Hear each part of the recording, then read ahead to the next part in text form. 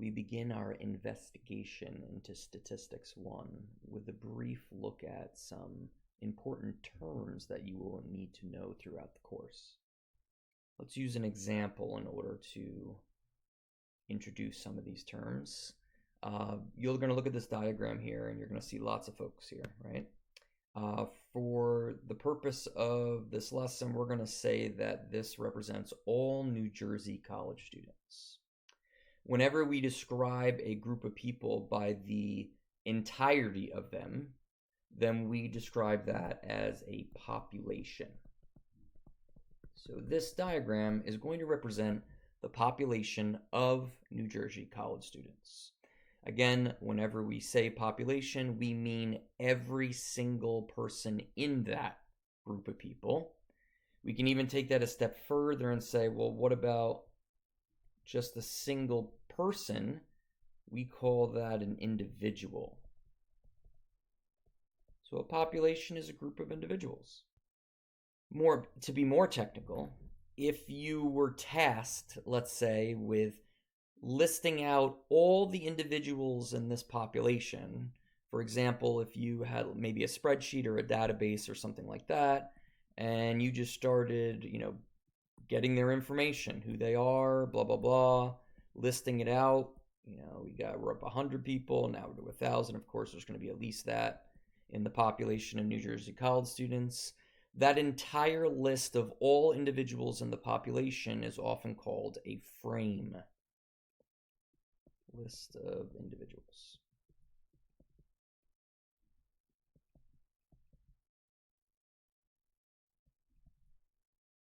Okay, let's be a little bit more technical. Oftentimes, when you have individuals in a population, you might be interested in some characteristic about them. It could be their eye color, it could be their weight, numerous things to think of in that context, right?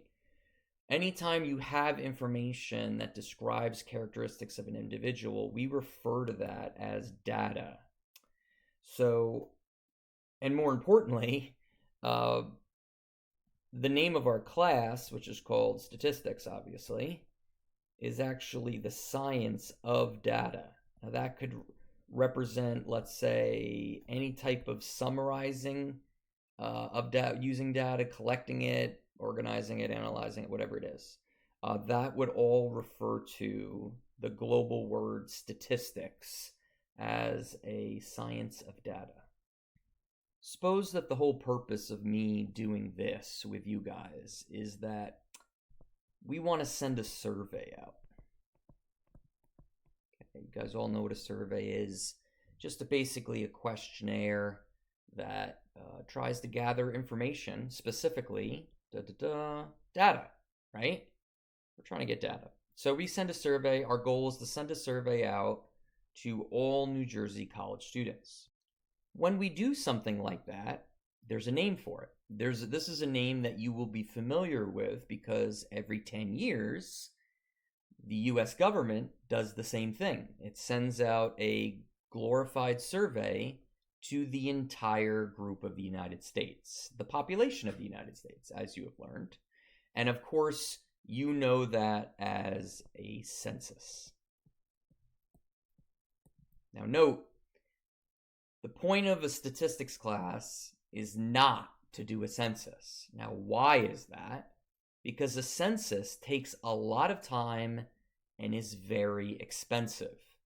If you think about it, trying to reach every single member of the US population is not easy.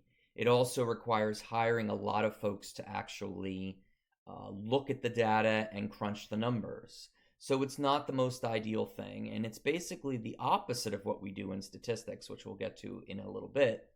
So, but it's good to know these terms because most students are familiar with them. Let's just say, for argument's sake, again, that the survey that we sent out to this population asked one particular question to these New Jersey college students. Do you own a car?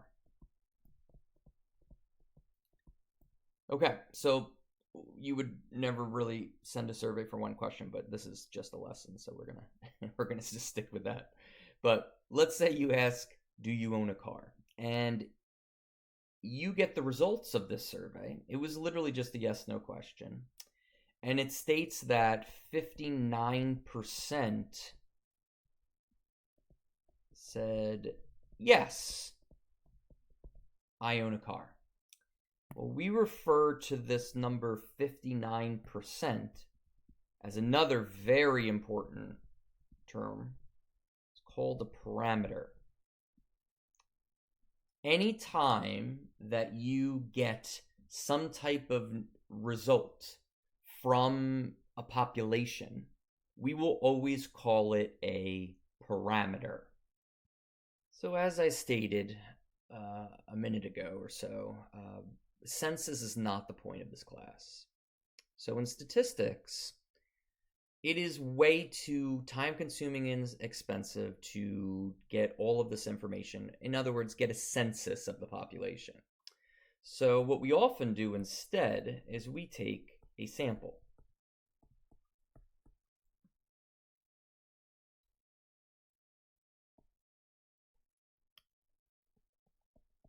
So I'm just going to throw some folks in here, right?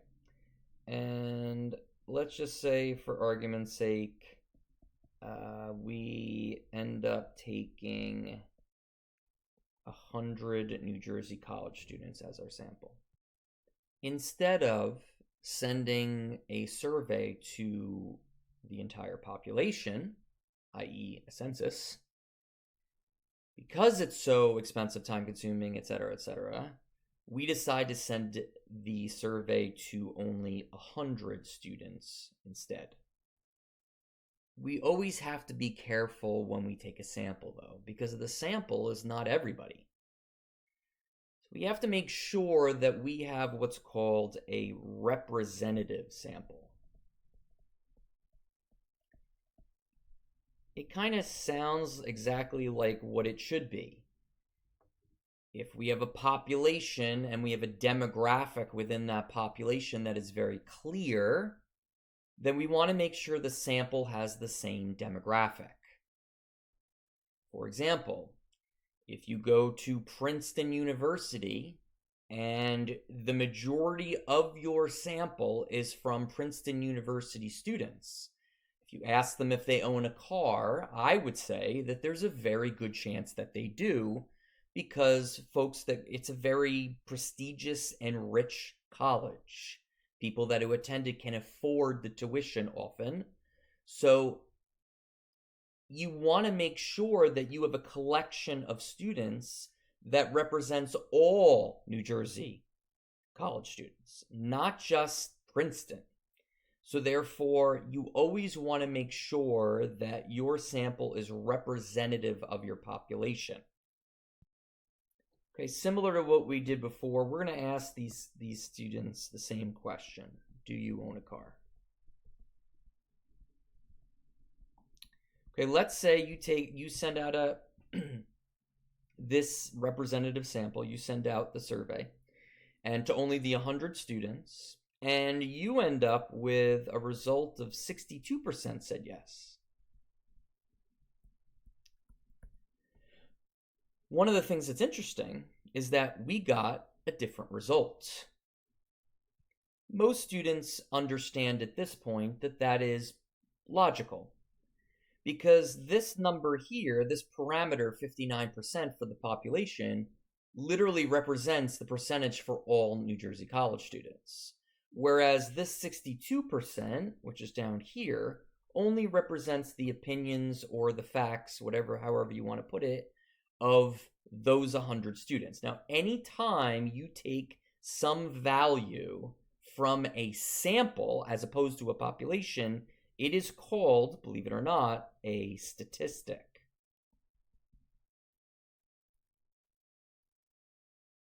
The key really right now, there's a couple things to understand. Well, first of all, we need a different term for a population value versus sample value, because it is going to be two different numbers or characteristics in this scenario, which is why we have the term parameter, P, for a population, P. It's a good way to remember it, versus a statistic, S, for a sample, S.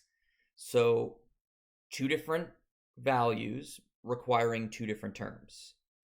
Another thing to think about as well is, yes, I sampled these 100 students, but what if I sampled another 100 students? Am I going to get exactly 62% said yes? Of course not. I could, but the reality is I could get another value. It could be anything. It could be 48%, 56%, whatever it is. I could get another value that is another statistic. So whereas the parameter is basically just one value, the statistic could be numerous values based on which sample that you take. By the way, the reason why you actually get a different number is chalked up to what's called sampling error. Not that you did it wrong, but the fact that there's very different, since you don't have as many, you don't have the entire population, that means that there's bound to be some error involved with sampling.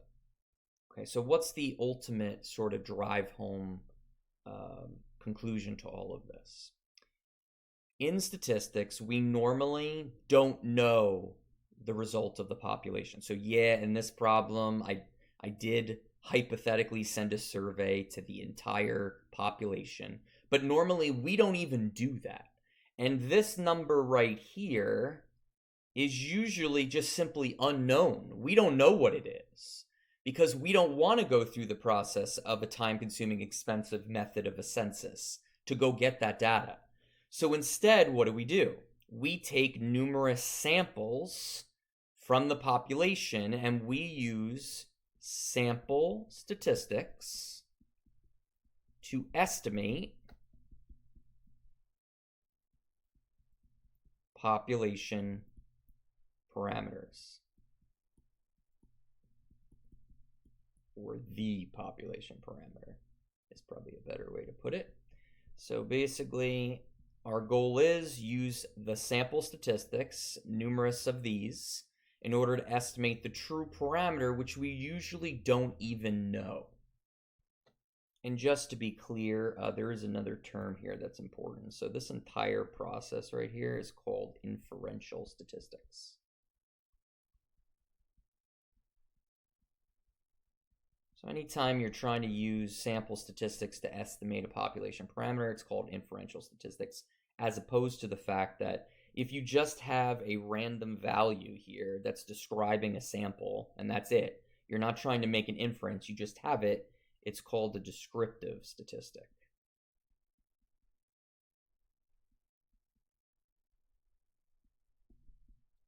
You will find that for the first several, let's say, chapters, for the first several chapters, we will be keying in on learning everything about descriptive statistics. And then as we get later in the course, we're going to concentrate more on the true nature of inferential statistics, because if you do take Stat 2, the entire course is inferential statistics.